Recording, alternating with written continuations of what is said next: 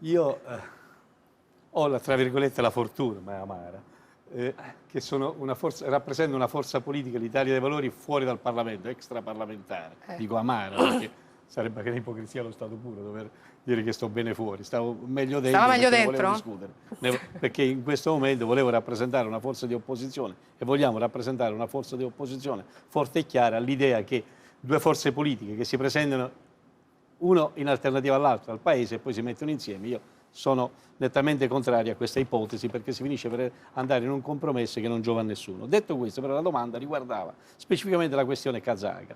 Allora, io credo che mai come in questo momento bisogna fare chiarezza perché obiettivamente tutto è possibile. Cioè è possibile che l'abbiano fatto al di fuori dell'avallo politico, è possibile che l'abbiano fatto con l'avallo politico, è possibile che l'abbiano fatto con l'avallo di alcuni politici, alcuni rappresentanti del governo e non con altri. Siccome tutto è possibile, io mi auguro che già da questa mattina, anzi che da ieri mattina, la Procura della Repubblica di Roma abbia aperto un fascicolo perché ci sono specifici reati commessi, dall'abuso in atti d'ufficio all'omissione e a quant'altro. Per cui soltanto una entità terza e indipendente, non legata al compromesso di far vivere il governo o quant'altro, possa individuare se trattasi di reato ministeriale, trasmettere gli atti al Tribunale dei Ministri, o se trattasi di reato commesso da un pubblico ufficiale, ancorché funzionario di polizia di altissimo livello, e quindi procedere nei loro confronti. Quindi io mi auguro non basta l'indagine, l'inchiesta Pansa. A me non basta la relazione del capo della polizia, perché è come se io giudico me stesso. Il ragionamento su questo, che ci azzecca. E poi c'è anche una violazione dei trattati internazionali. Allora io chiedo, politica tendiamo senza quindi io, siccome tutto è possibile, poi voglio aggiungere un'altra cosa. Attenzione, qui non stiamo parlando, qui c'è una vittima, anzi due, la signora e la sua bambina. Queste sono sicuramente vittime di quella situazione. Perché?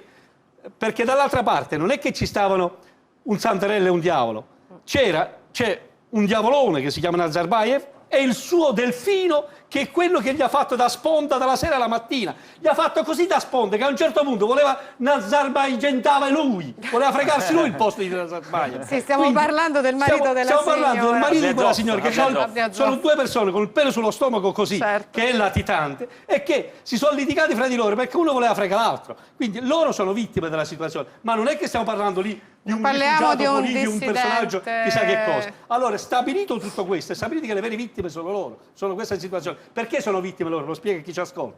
Perché lì ci sono due, appunto, fetentoni che cosa fanno? Uno per fregare l'altro, utilizzano queste persone come arma di ricatto. Ah, non ti vuoi consegnare a me? O non mi vuoi ridare i soldi che ti abbia fregato? Ah, mi vuole fregare il posto tuo? E io mi frego tua moglie e tua figlia.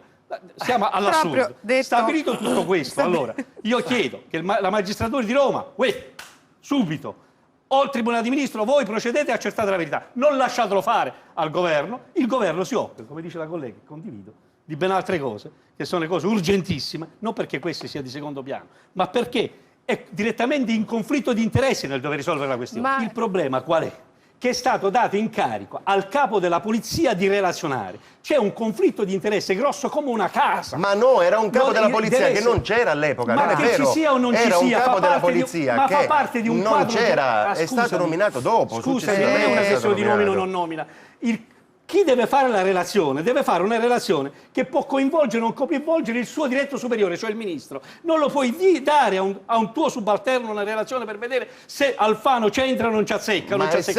Io dico, lasciamolo fare alla magistratura il più presto possibile, e sotto questo aspetto facciamo quel che dice la collega. Ma sono due piani diversi. Sì, sono due piani diversi. La magistratura non può fare politica. Andiamo avanti con la... Ma non deve fare politica, deve solo accertare chi ha dato l'ordine a quelli di prendere... Ma stiamo parlando di responsabilità politica e responsabilità penale, sono due cose diverse. Ma non ti confondere, una cosa è il valore politico e il valore giudiziario, altra cosa è accertare lì al brigadiere che gli ha detto di sfondare la porta. E che abbia detto il signor lì, si chiama responsabilità. Chi ti ha detto di sfondare la porta? Il ministro, il capo di gabinetto o il gabinetto nel senso più volgare del termine? Buoni!